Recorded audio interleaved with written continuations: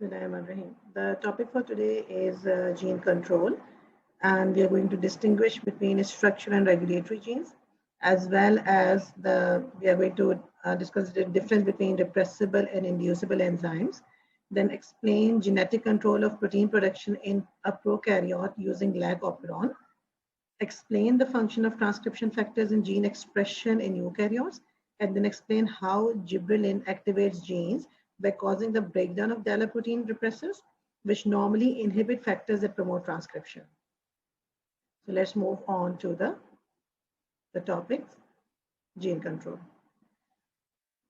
So when we talk about gene control, understand the fact that when we talk about the nucleus of a cell, right?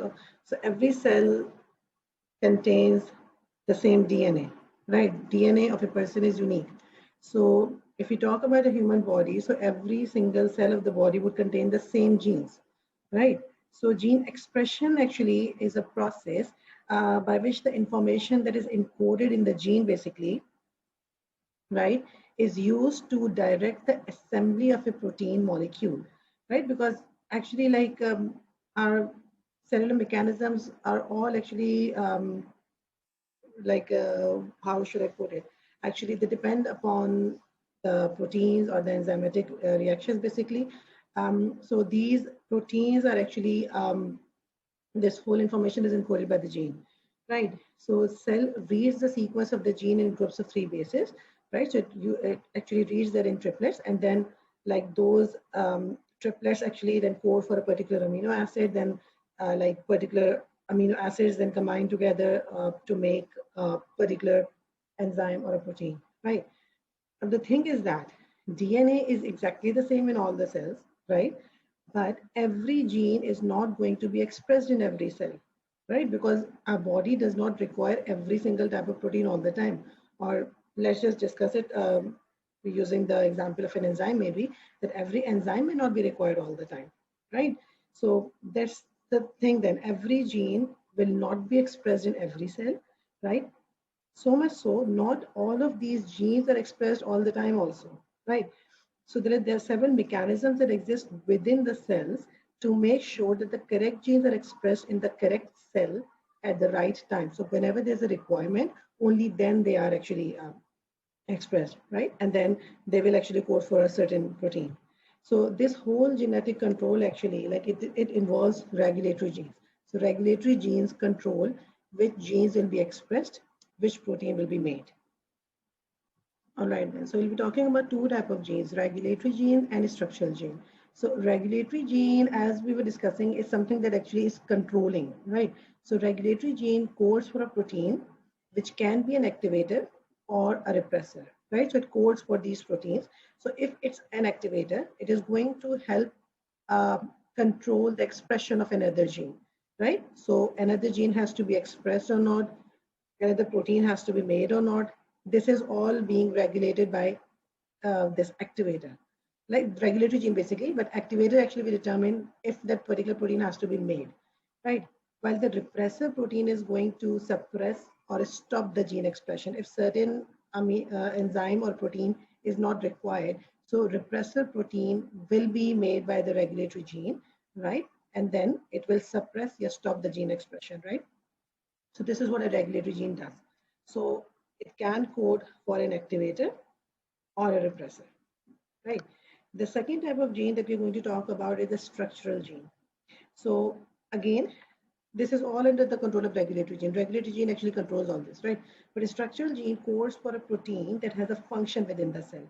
So a structural gene basically will be is involved in the protein synthesis, right? So regulatory gene decides which protein has to be made, right? So if like the protein has to be made, then that will be made by the structural gene, right? For example, factor 8, it codes for a protein which is involved in blood clotting, right?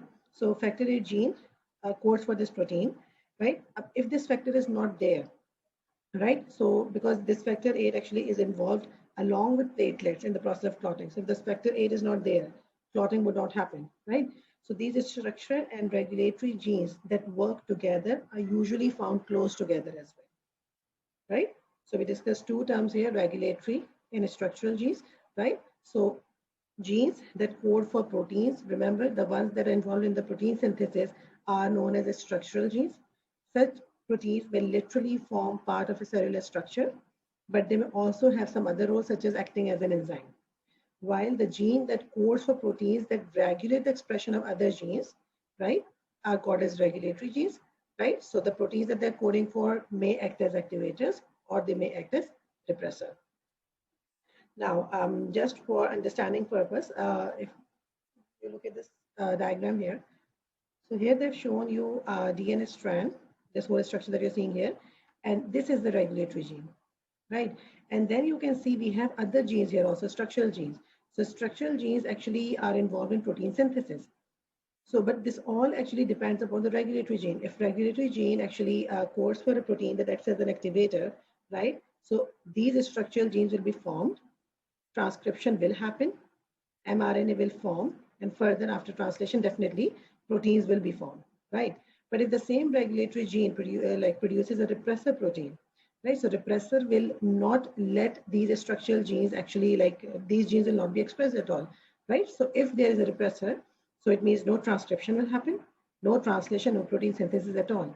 See, so this is how this is a regulatory gene, and then if it actually makes an activator, so structural genes will be expressed, right? But if there's a repressor, so this process will not occur. All right, then. The next terms that we have to talk about are inducible and repressible enzymes, right? So inducible, again, as the name implies, actually, they actually, something will actually cause their production, right? And repressible enzymes are the one whose production can be repressed, right? Or can be stopped. So some genes code for proteins that form the enzymes, right? So right now we're talking about the enzymes. So some enzymes are required all the time, while some are required only at specific times, right? So expression of enzyme producing genes can be controlled also. Definitely, if there is a particular enzyme not required at the moment, so why is there a need to actually use all the energy in making that enzyme, right? Because it's not serving any purpose at the moment, right? So this expression of enzyme producing genes can be controlled. So inducible enzymes are the one which are only synthesized when the substrate is present, right? If the substrate is not there, there's no need for those inducible enzymes to be synthesized at all, right? So this substrate actually acts as an inducer in that case, because the presence of substrate is actually going to cause the transcription of gene for the enzyme to start. Whereas repressible genes, they are synthesized as normal until a repressor protein binds to an operator, right? So if there is a repressor protein, and remember we're talking about that these repressor proteins are formed by the regulatory genes, right? So if, like, for example, if there's a repressor protein and a certain enzyme doesn't have to be synthesized, so this repressor protein will bind to an operator. So if you go back to this diagram in here, so this is the operator, right? So if a regulatory gene codes for this repressor protein to be made, it will bind here, and it will not, and definitely it will not cause this synthesis of inducible enzymes at all then, because the substrate is not present at all, right? So repressible proteins are synthesized as normal. Remember, they will be synthesized as normal until a repressor protein binds to an operator. So if this, by the time this repressor protein is attached to the operator, this repressible protein will not be synthesized at all, right? So presence of repressor protein represses the synthesis of enzyme by causing the transcription of gene for the enzyme to stop, right? So if it is not definitely being transcribed, so no messenger RNA, no translation, right? So controlling when enzymes are synthesized can be beneficial for the cells as it stops the material's energy being wasted. For example, using materials and energy to synthesize an enzyme when its substrate is not present and it cannot carry out its function would be highly wasteful. So definitely, as we were discussing, there's no need for an enzyme to be made if the substrate is not present at all, right? So these are the four terms that we have to be familiar with: regulatory and structural genes, right? And then inducible and repressible enzymes. Okay, so just a recap. So synthesis of a repressible enzyme can be prevented by binding a repressor protein to a specific site, right? And it is known as an operator, as we just saw in the diagram. and this is found in the bacterium's DNA. So just have a look at it again. So this is the operator. The repressor protein would bind here, right? While the synthesis of an inducible enzyme occurs only when its substrate is present, transcription of gene occurs as a result of the inducer. So remember, the substrate acts as an inducer, interacting with the protein produced by the regulatory gene. Okay, so when we talk about the regulatory mechanism that controls the gene expression, so this mechanism actually takes place at different levels, right? The one that are particularly like we'll be discussing for a syllabus is actually at the transcriptional level, right? Transcriptional level is a part where messenger RNA is being made, but there are other mechanisms also. So we'll talk about the other ones only like not that much in detail, but besides transcriptional level, this regulatory mechanism is also controlled at post-transcriptional level. Like post-transcriptional level means when the messenger RNA has been formed, right? And at then post-translational level, it means when the protein has been formed, right? So we are talking about regulation. So it means this gene expression, it can be regulated, means switched on or off genes, right? When there's no requirement of a protein, there's no requirement, so those genes will be switched off. If there is a requirement, they will be switched on, right? So this gene expression can be regulated at transcriptional level, right? And this will be done with the help of an operon and transcriptional factors. So we'll talk about this whole in a while, right? It can be done at a post-transcriptional level.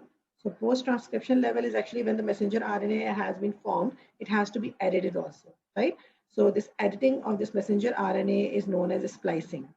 So what is happening in this case, actually the genes which are not coding for a particular protein, they're removed, and the ones which are coding for a protein, they stay there, right? So actually how it's done is post-transcription level is done by editing newly formed messenger RNA, and after editing, it becomes mature messenger RNA, right? And the process is known as the splicing.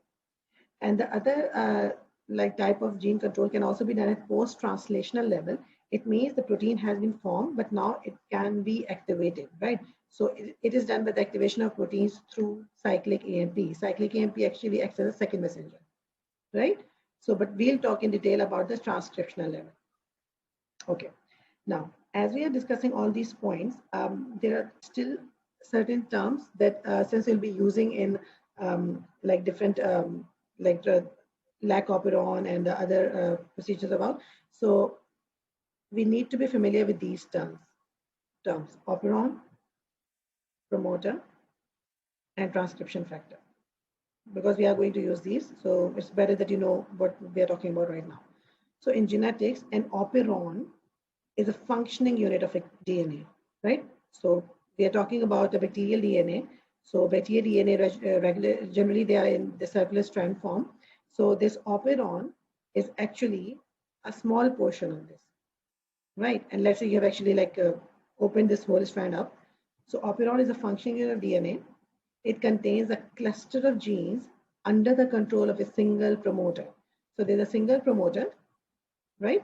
But there's a cluster of genes that are under control of this promoter, right? So see, this is a promoter, and here you can see these structural genes, right? So this promoter is not coding for one particular gene, it's coding for all of these genes. So if it is coding for one, all of these will be expressed, right?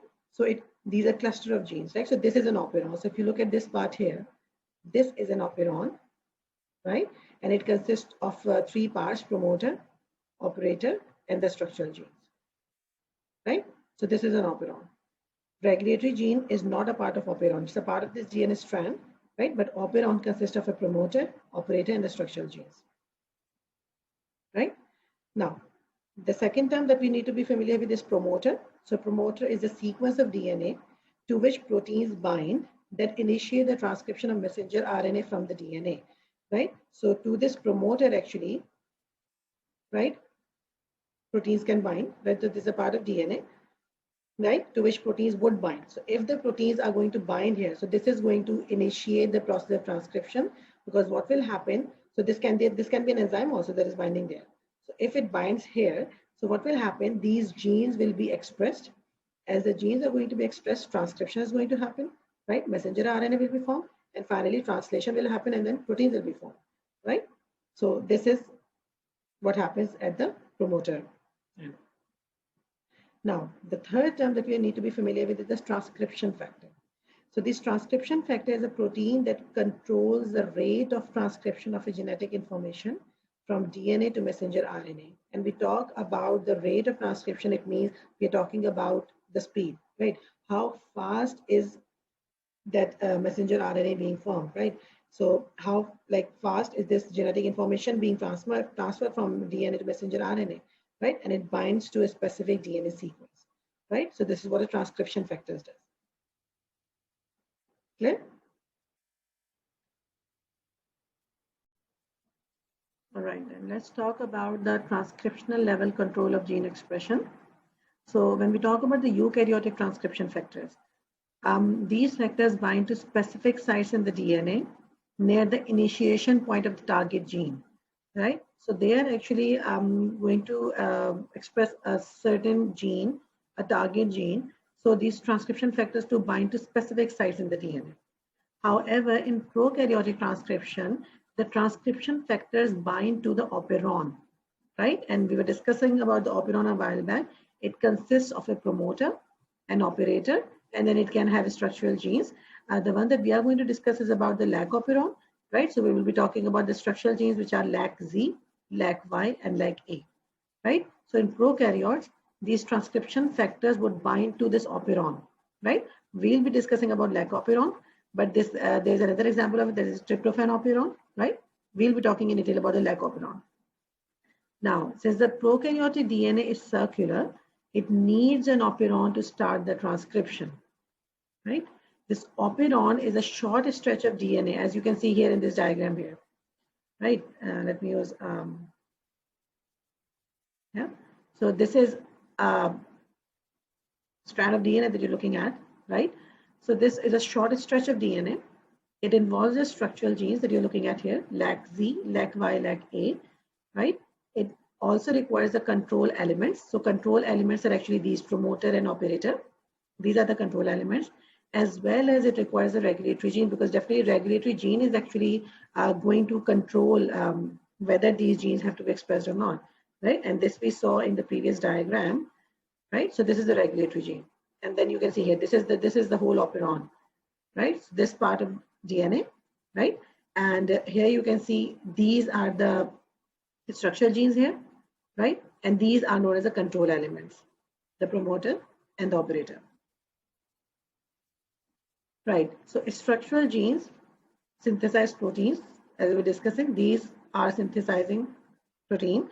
So control elements include the promoter and the operator. So remember, these two are the control elements. So and both of these are actually present before the structural genes. So these are the structural genes, and these control elements are actually present before them, right? So this promoter is present before the structural genes, where actually the enzyme RNA polymerase is going to bind. So you can remember promoter by, like, it starts with a P, then the enzyme RNA polymerase has a P also in it also, okay? So promoter is a part which is definitely before these structural genes, and it is the part where the enzyme RNA polymerase is going to bind, right? While this operator is the factor, where, is the control element, where transcription factor is going to bind. And in this case, actually a repressor protein is going to be bound here, and repressor protein is the one that is made by the regulatory gene, right? So these control elements, both of these, promoter and operator, to the promoter, the enzyme RNA polymerase is going to bind. To the operator, the repressor protein is going to bind, right? Now, regulatory genes, as we discussed a while back, can code for activator or repressors. So if it's an activator, right, it will cause the gene expression. If it's a repressor, it is going to suppress or stop the gene expression, right? The example that we are going to discuss is about the lac operon in E. coli. So E. coli bacteria, actually it's there in our gut, right? And it uses glucose as an energy source. Its main substrate is actually glucose, right? So it uses that glucose as a source normally, but in case glucose is not there, it needs to actually like generate energy. It needs some fuel. In that case, lactose is used as a fuel, right? So in case when glucose is not present, so in the absence of glucose, lactose will be used as a substrate to generate energy.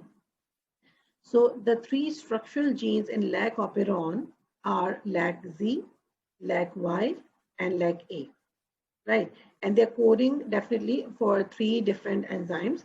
So the first one is beta galactosidase, right?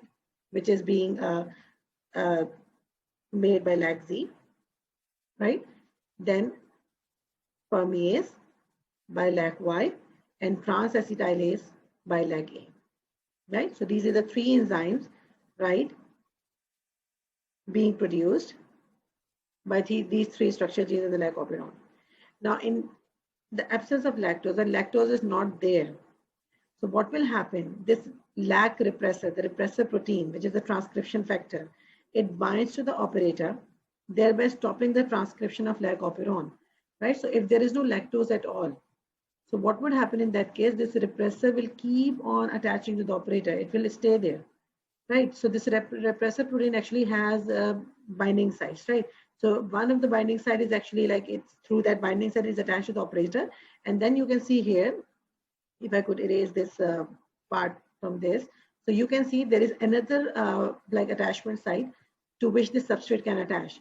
So when lactose is not there, the repressor will be binding to the operator and it will not let these structural genes express and no enzymes will be formed at all, right? But in case that lactose is present, the repressor will bind to the lactose through this site now, right? So if it binds to lactose here, so what will happen? It will no longer be remaining attached to the operator. It will get detached. And in that case, because now this operator is no longer actually being repressed now, so now RNA polymerase will actually start making these genes will be expressed basically, and then they will code for the enzymes, beta galactosidase, permease, as well as transacetylase, right? So these are this is a basic overview of all this lac operon. We are talking about that in detail also, but just for an overview, have a look at this. When there is no lactose at all, right? So this repressor protein will be attached to the operator, and when the lactose is there, so see lactose is a substrate now. So this lactose get attached to this binding site. The repressor is no longer able to attach to the operator, and then RNA polymerase will then start coding for these structural genes, right? So lac operon consists of cluster of three structural genes, right? So please remember their names: LAC-Z, LAC-Y, LAC-A. The three structural genes are LAC-Z, it codes for beta galactosidase, right? LAC-Y codes for permease. Permease actually it allows lactose to enter the cell, the bacterial cell, right? And then LAC-A, it codes for transacetylase. Okay, so now we'll talk about these events in detail now. So when there is no lactose present, what happens? When there is no lactose in the medium, the regulatory genes that code for a protein called a repressor. So this is a regulatory gene, right? And genes, it will code for repressor protein, and the repressor protein is going to bind to the operator. So again, if I show you this diagram here, so this is the here we can see this regulatory gene here, right? It is going to code for a repressor protein because there is no lactose present right now. So we do not need the enzymes at all. So this regulatory gene will code for repressor protein, and repressor protein will bind to the operator. So see, this is operator, right? So this is a regulatory gene, and we have these promoters for regulatory gene. So this whole is a part of DNA. So this regulatory gene also has a promoter, right? So this regulatory gene will then code for repressor protein. Repressor protein will bind to the operator. So as it is bound to the operator, it will not let RNA polymerase bind to the promoter. So remember, if RNA polymerase has a P, it binds to the promoter. So because of this lac repressor protein being attached to the operator, RNA polymerase is not able to bind to the promoter site, right? So the repressor binds to the operator region close to the gene for the beta galactosidase. So remember, this LAC-Z codes for beta galactosidase gene. So it is near, close to that. In the presence of bound repressor at the operator, RNA polymerase cannot bind to DNA at the promoter region. So this is what we are just seeing. RNA polymerase is not able to bind. No transcription of the three structural genes can take place. right? Because this lac repressor is actually bound to the operator. So these are the sequence of events when no lactose is present, right? So remember, this repressor protein is allosteric. When we say allosteric, it means it has two binding sites. So while it is attached to the operator, it is attached through one binding site, right? So when protein binds to a molecule at one site, this affects its ability to bind to different molecules at the binding site. So it can only bind to one site, like at one particular time, right?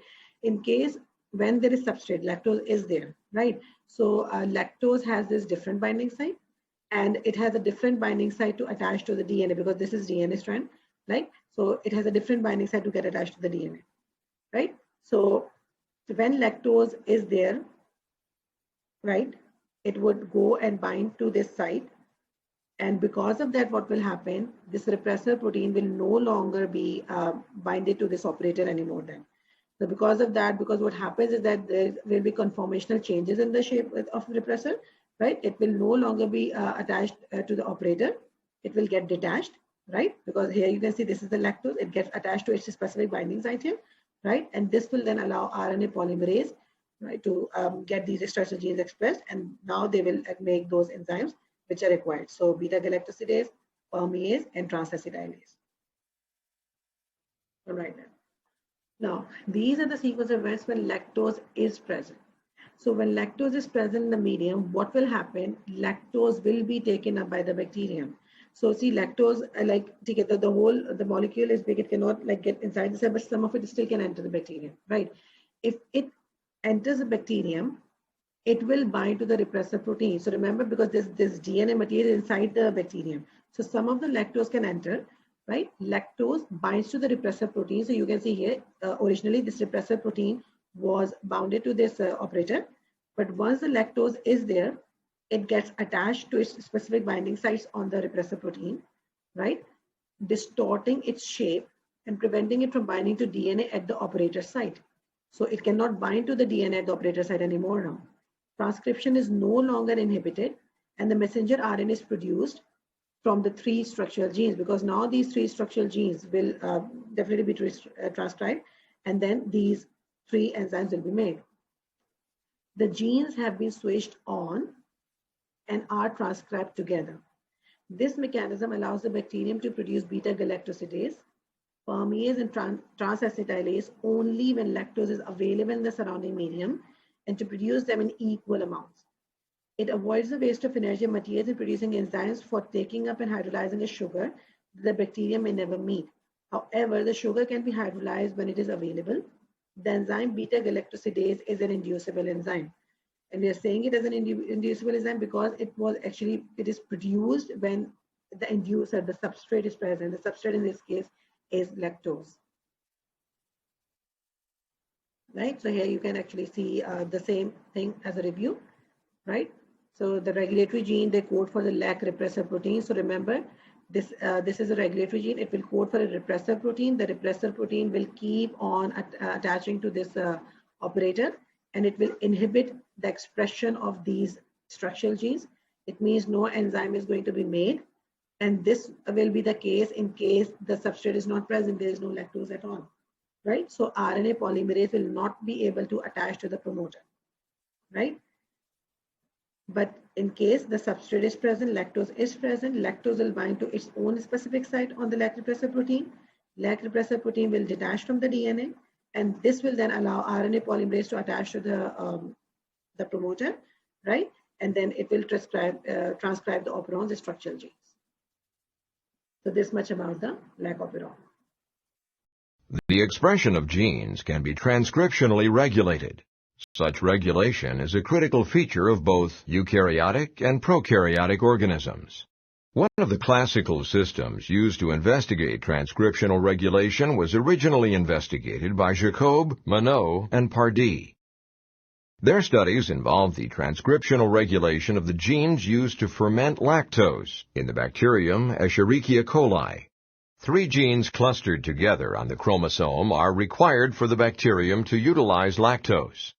These were determined to be the LAC-Z gene that codes for the enzyme beta-galactosidase, the LAC-Y gene that codes for a lactose permease, and the LAC-A gene that codes for the enzyme galactoside transacetylase.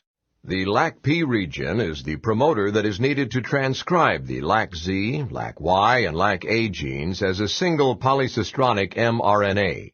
The LAC-O region is an operator site that is involved in the transcriptional regulation of the LAC operon.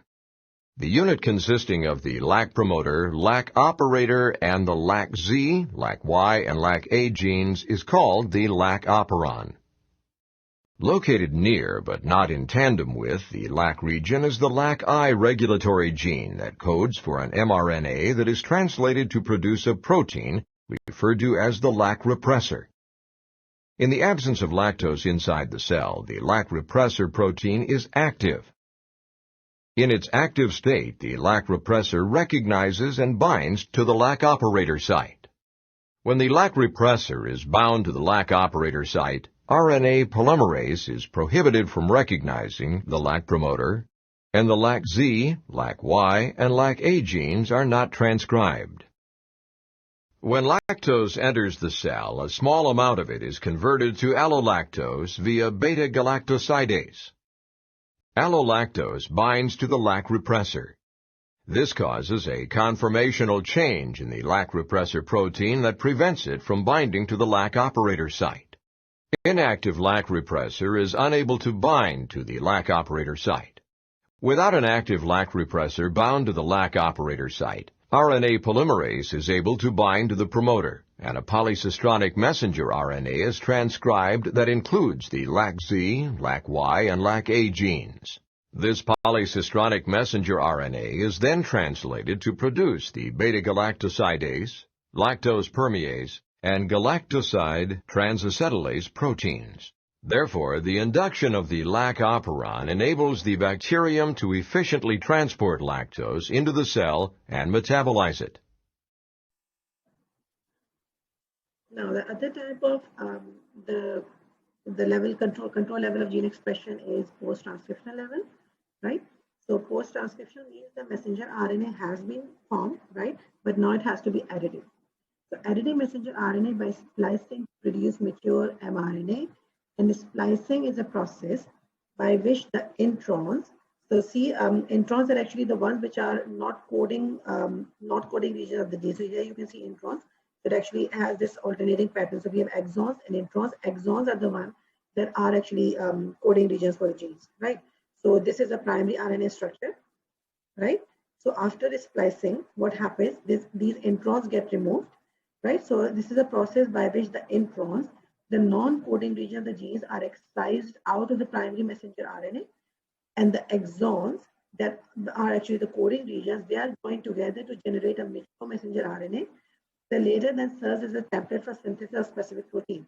So see, now these introns will be removed and these exons are joined together. So all of these are actually coding for, these are the coding regions for the genes, right? So this is what is known as the splicing.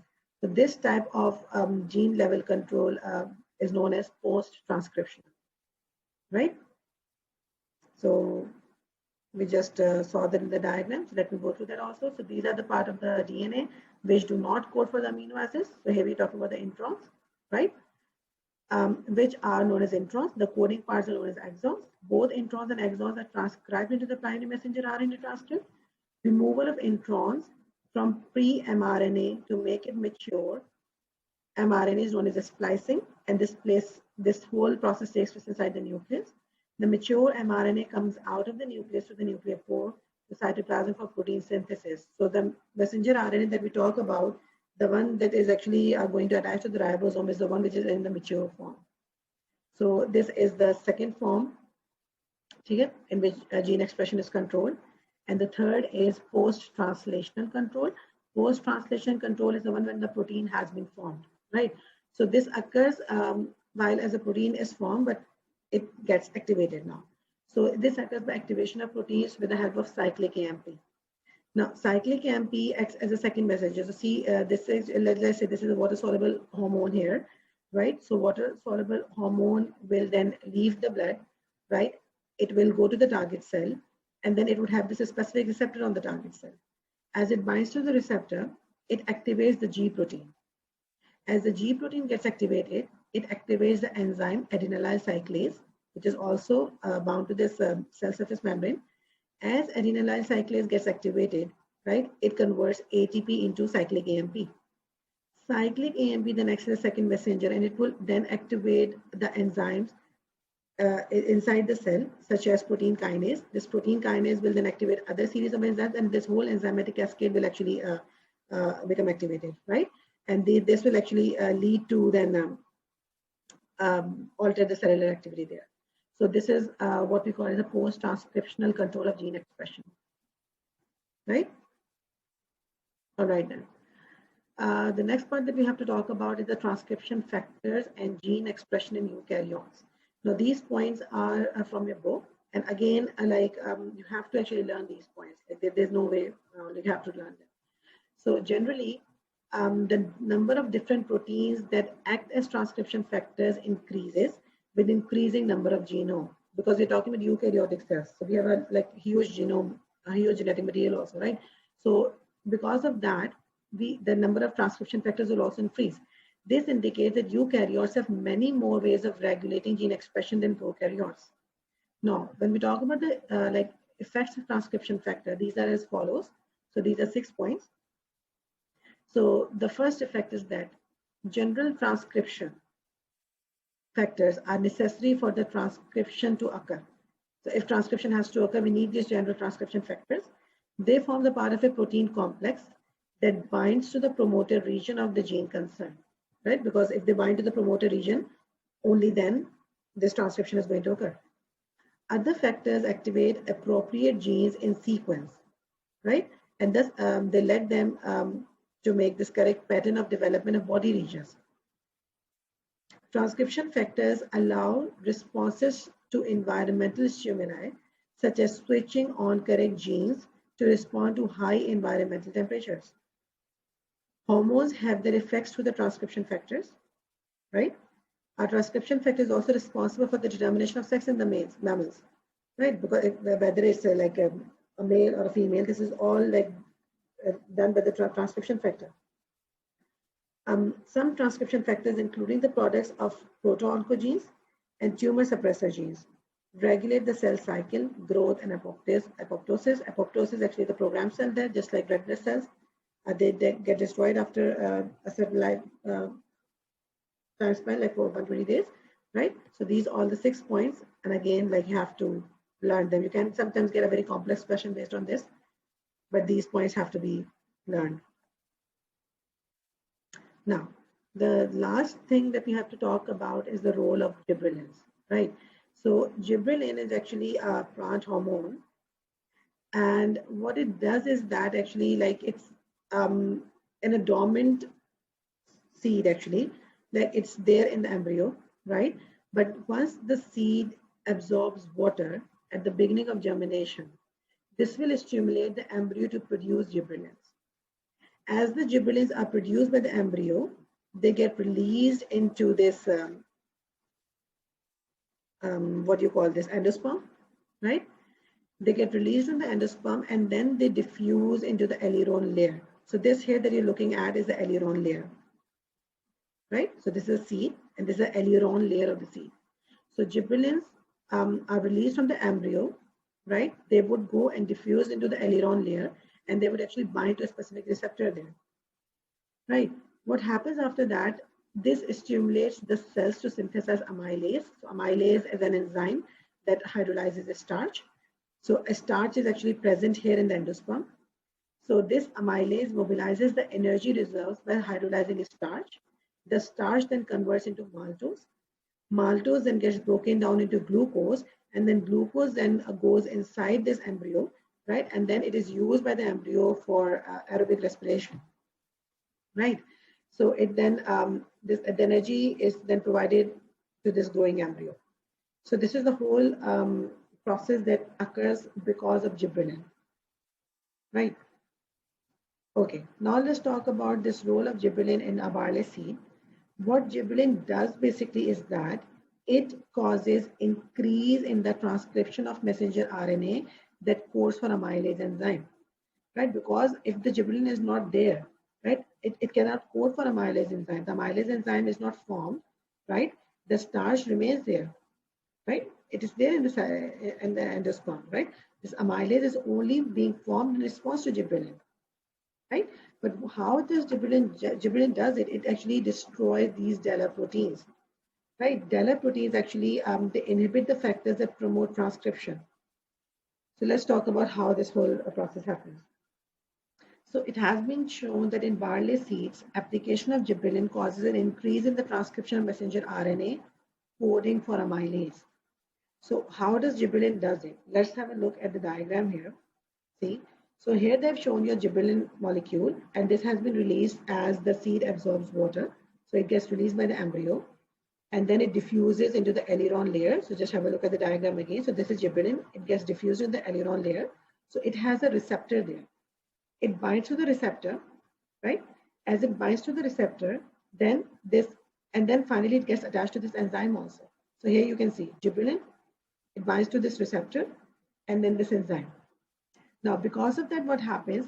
We have this phytochrome interacting protein, which is known as PIF. DELA protein is actually attached to this PIF. And if it is attached to PIF, it will not code for amylase, and the enzyme amylase is not going to be produced. So DELA protein actually inhibits this. But what happens when gibberellin comes, attaches to the receptor, right, and then attaches to the enzyme as well, this whole thing actually causes this destruction of this DELA protein, right? So gibberellin bonds with the receptor and an enzyme. This initiates the destruction of DELA protein. Once this DELA protein is destructed, this phytochrome interacting protein is free. This goes and binds to the promoter now. As it binds to the promoter, now it will then cause transcription of the gene that would result in increase in the amylase production. And then amylase can be used in the hydrolyzing of starch. Starch will be converted into maltose, maltose will convert into glucose, and then glucose can be used for aerobic cellular respiration. So repeating one more time, this PIF or phytochrome interacting factor cannot bond to a gene promoter when it is bound to the DELA protein. So DELA protein will inhibit it, right? It will not let it bind to the promoter. And when it is not being bound to the promoter, it cannot cause the transcription of amylase, right? But once gibberellin is there, and it is there because the seed has absorbed water, so embryo causes the production of gibberellin. Gibberellin goes and fuses or diffuses with the aileron layer, binds to the receptor and the enzyme, and this whole complex causes the destruction of this DELA protein. As there is no DELA protein attached to this PIF anymore, it can bind to the promoter and cause transcription to be initiated, and finally amylase will be produced. So this was the last part of our chapter, and the next class we are going to solve the past paper questions.